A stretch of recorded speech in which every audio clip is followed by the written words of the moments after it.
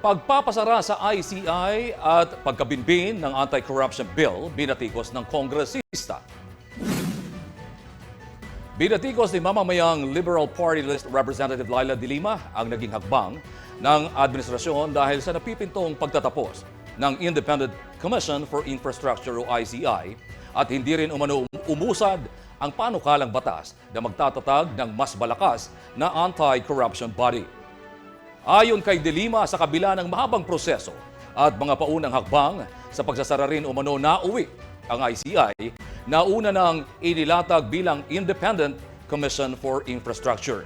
Git niya, flood control projects lamang ang halos tinutukan ng investigasyon at iilan pa lamang umano ang mga kasong tunay na nasiyasan. Anya, sa dami ng kinakaharap na issue, hinayaan na lamang umano ni Pangulong Ferdinand Marcos Jr. na tuluyang magsara ang ICI sa halip na sertipikahan bilang urgent ang panukalang ICA-IC law na magtatatag sana ng mas independent at mas may kapangyarihang katawan na papalit dito. Iginit din ng kongresista na hindi dapat tigilan ang panawagan ng publiko para sa masusing investigasyon sa umano'y pinakamalaking corruption scam sa kasaysayan ng bansa.